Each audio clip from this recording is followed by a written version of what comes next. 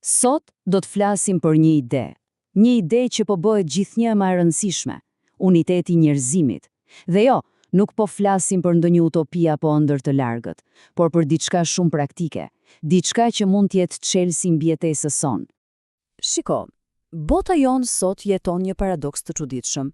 Në njërin anë jemi kaq të lidhur. Mendoni pak, teknologjia, tregtia, interneti na lidhin në mënyra që as nuk i imagjinonim dot dikur, po nga ana tjetër, duket se jemi më të ndarë se kurrë.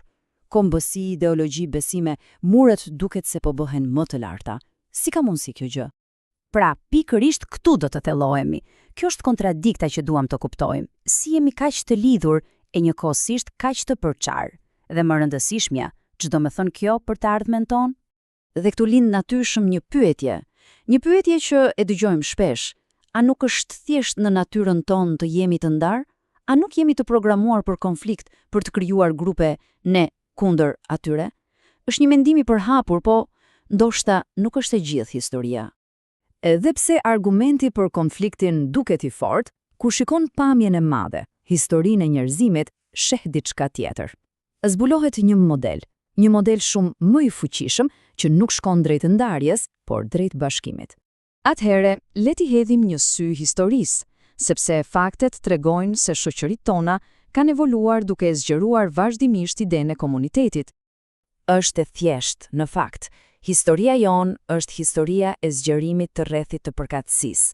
Filluam me njësinë më të vogël, familjen. Më pas, ky rreth u zgjerua dhe përfshiu fisin, pastaj qytet-shtetin e së fundmi kombin.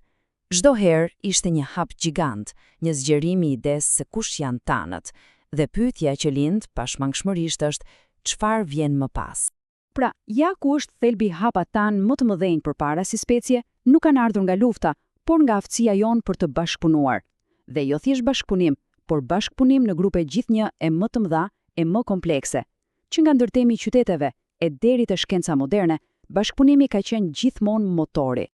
Dhe kjo na sjell pikërisht te dita e sotme, sepse tani përballemi me probleme të një lloji krejt tjetër, probleme që nuk e njohim fare kufirin në hartë. Le të flasim konkretisht. Ndryshimet klimatike, a ndalen dot në kufi? Jo. Një pandemi, e pam të gjithë sa shpejt rrethon globin, një krizë ekonomike në një anë të botës edhe pasojat ndihen kudo. Këto nuk janë probleme të një vendi apo të një tjetri, janë probleme të gjithë njerëzimit. Dhe kjo është e vërteta e ftohtë e shekullit ton. Asnjë komb, sado i fuqishëm, nuk mund t'i zgjidhë dot i vetëm këto sfida, thjesht nuk është e mundur. Kjo situatë kërkon diçka të re, një nivel tjetër bashkëpunimi, të bazuar në një përgjegjësi të përbashkët. Po kujdes, këtu duhet të jemi shumë të qartë. Kur themi unitet, nuk po flasim për uniformitet. Këto janë dy gjëra krejtësisht të ndryshme. Nuk po flasim për një botë ku të gjithë jemi njësoj, absolutisht ja. Uniteti i vërtet nuk i fshin dallimet, përkundrazi, ai krijon një hapësirë të sigurt, një kornizë me qëllime të përbashkëta, si mbijetesa, prosperiteti, brenda së cilës e gjithë larmia jon mund të lulëzojë. Mendojeni si një orkestër. Çfarë bën muzikën të bukur? Fakti që instrumente të ndryshme, secili me tingullin e vet unik, luajnë së bashku për të krijuar një harmoni. Ky është uniteti. Uniformiteti, ai do të ishte sikur të gjithë detyroheshin të luanin të njëjtën notë, pa harmoni, pa bukuri. Uniteti i ruan dhe i vlerëson kulturat tona, ndërsa uniformiteti kërkon t'i zhduk. Dhe kështu, ja ku arritëm. Kur bashkojmë mësimet e historisë me natyrën e problemeve që kemi sot, bëhet shumë e qartë pse uniteti nuk është më thjesht një ide e bukura apo një ideal i largët. E gjithë kjo analizë na sjell në një përfundim të vetëm dhe të fuqishëm. Uniteti nuk është thjesht një aspirat morale, diçka që do ishte mirë ta kishim. Është një domosdoshmëri praktike për të lundruar në botën kaq komplekse ku jetojmë. Kjo pra është sfida e kohës sonë, sfida jonë e përbashkët.